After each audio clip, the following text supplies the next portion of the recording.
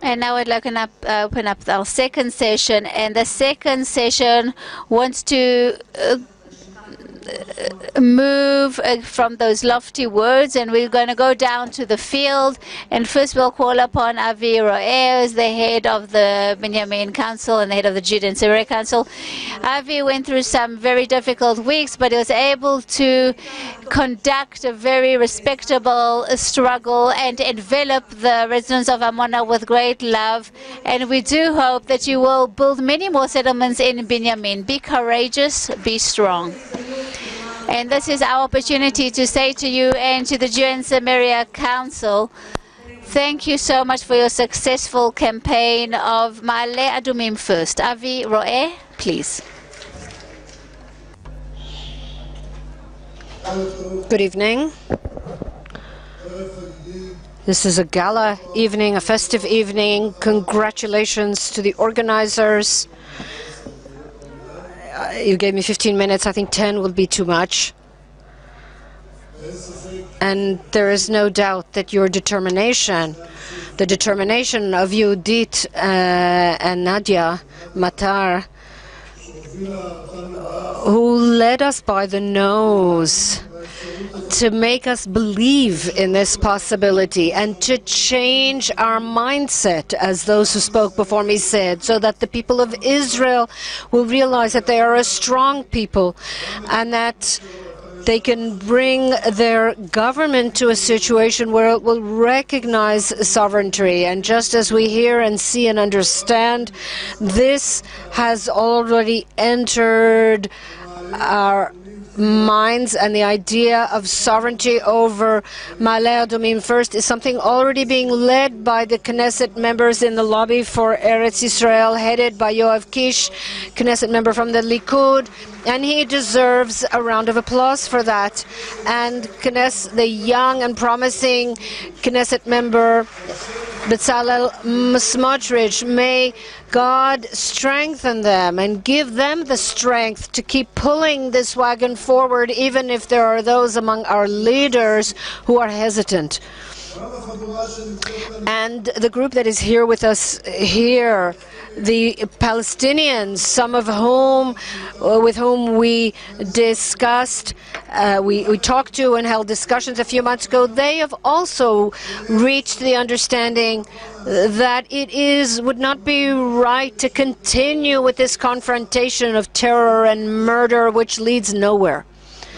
We are, as we all know, in the 50th year since the presence of the State of Israel in Judea and Samaria, and I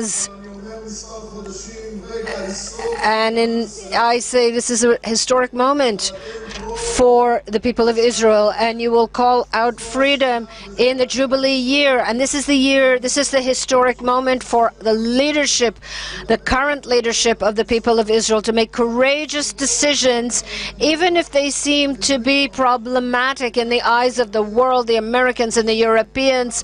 And if we are hesitant, then from the heavens we are sent a president of the United States who can't get confused in what he says and what he sees. How many signs do we need in order to determine that this is our land? This is the simple truth that has led us 2,000 years. And we too who are here, who grew up in this land, we have gone through all the trials and all the tests and experiences, and we still have those among us who are hesitant. And I think immediately after 1967, if the government had decided at that time to apply sovereignty, there would have been some noise and no one would remember it anymore. And today we would be in control and present from the Jordan to the Mediterranean and the Mediterranean to the Jordan as the most natural thing, because that was the natural thing until 2000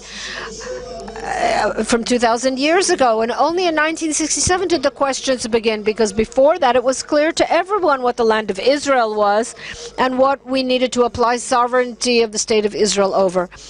But the Almighty wanted to open our eyes so that we, in the Jubilee year since our presence in Judea and Samaria, we would wake up in order to lead our leadership, in order to strengthen our leadership and support it so that it will make the right decisions. And as the previous speaker said, Minister Uri Ariel, we would like to strengthen the hands of Prime Minister Benjamin Netanyahu to stand tall and strong before the American leadership and say the land of Israel belongs to the people of Israel. We will respect all the people living in it. We will respect them, we will respect their heritage and so forth. But the land belongs only to the people of Israel.